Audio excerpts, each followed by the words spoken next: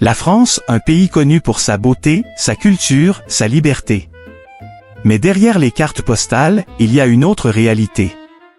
Celle des gens ordinaires, des jeunes, des parents, des travailleurs, qui vivent chaque jour avec leurs espoirs et leurs difficultés. Aujourd'hui, je vais vous raconter l'histoire de 3 vies, 3 visages de la France actuelle. Emma, Karim et Lucie. 3 histoires différentes, mais liées par un même fil, la recherche d'un avenir meilleur. Partie 1. Emma, la jeune diplômée perdue. Emma a 25 ans.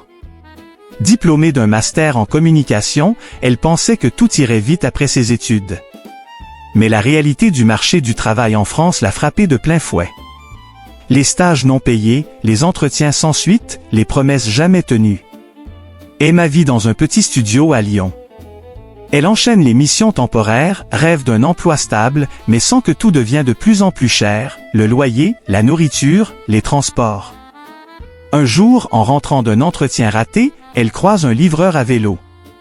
Elle se dit, lui aussi, il bosse dur. Mais est-ce qu'on vit vraiment ou on survit? Alors Emma décide de changer, elle ouvre un compte TikTok, parle de sa vie, de ses galères. Et sans le savoir, elle devient la voix d'une génération fatiguée mais pleine d'énergie. Partie 2. Karim, le livreur sans repos. Karim, 32 ans, est arrivé en France il y a 6 ans.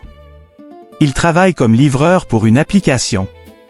Chaque jour, il pédale plus de 60 km à travers Paris. Qu'il pleuve, qu'il fasse chaud ou froid, il continue car s'il ne travaille pas, il ne gagne rien. Karim vit dans une colocation avec 3 autres livreurs. Il envoie une partie de son argent à sa famille restée au pays. En France, la liberté existe, mais elle coûte cher, dit-il souvent. Il rêve d'un jour où il n'aura plus besoin d'une application pour exister. Un soir, après une longue journée, Karim s'arrête sur les quais de Seine. Il regarde les lumières de la ville et murmure. « C'est beau ici, mais ce n'est pas encore ma vie. » Femme-fille partie 3. Lucie, la mère courage. Lucie, 45 ans, est aide-soignante dans un hôpital public. Elle travaille de nuit, souvent sans pause. Elle aime son métier, mais les conditions se dégradent, manque de personnel, salaire bas, fatigue constante. Elle élève seule sa fille de 12 ans, Élise. Chaque matin, avant de dormir, elle lui prépare le petit déjeuner, l'aide à faire ses devoirs. « Je veux qu'elle ait une meilleure vie que moi », répète-t-elle. Malgré tout, Lucie garde le sourire. Car au fond, elle croit encore à cette France solidaire, à cette promesse d'égalité. Emma, Karim, Lucie, 3 histoires parmi des millions. La France d'aujourd'hui, c'est ça, une mosaïque de vie, de lutte, de rêves. Entre inflation, crise du logement, recherche d'emploi, mais aussi solidarité, créativité et espoir. Parce que malgré tout, les Français continuent d'avancer, d'aider, d'aimer, de croire. Et si l'avenir semblait incertain? Peut-être que c'est justement dans ces moments-là que naît la vraie force d'un peuple. La France change, mais elle ne s'éteint pas. Elle se réinvente, chaque jour, dans la vie de chacun. Le cadre de vie en France aujourd'hui. Quand on parle de la France, on pense souvent à la Tour Eiffel, aux croissants, aux beaux paysages. Mais la vie quotidienne ici, c'est bien plus complexe que cela. Dans les grandes villes comme Paris, Lyon ou Marseille, la vie est rapide, intense et chère. Les loyers sont élevés, les transports souvent bondés, et les emplois compétitifs. Pourtant, ces villes restent pleines d'énergie, d'opportunités et de diversité culturelle. En dehors des métropoles, la France offre un autre visage, celui des petites villes et des villages. Là-bas, la vie est plus calme, les gens se connaissent, les prix sont plus abordables, mais les emplois sont parfois rares. Ce qui marque la France d'aujourd'hui, c'est le contraste entre le stress des grandes villes et la tranquillité des campagnes. Beaucoup de Français rêvent de quitter la ville pour retrouver une vie plus simple, plus humaine. Mais malgré les difficultés, la France reste un pays où l'on peut bien vivre. L'accès à la santé, à l'éducation, à la culture et à la sécurité sociale sont parmi les meilleurs au monde. Les gens aiment sortir, profiter des parcs, des cafés, des marchés.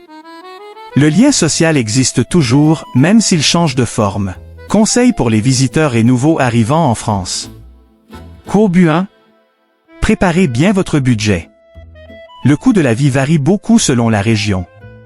Paris et la Côte d'Azur sont très chers, alors que des villes comme Lille, Nantes ou Montpellier offrent une vie plus équilibrée. Construction de maisons 2.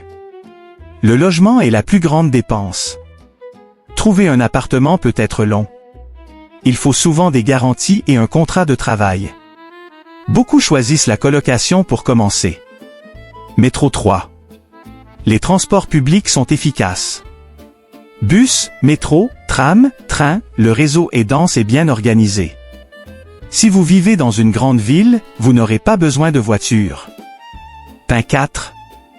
Le mode de vie français est rythmé par les repas.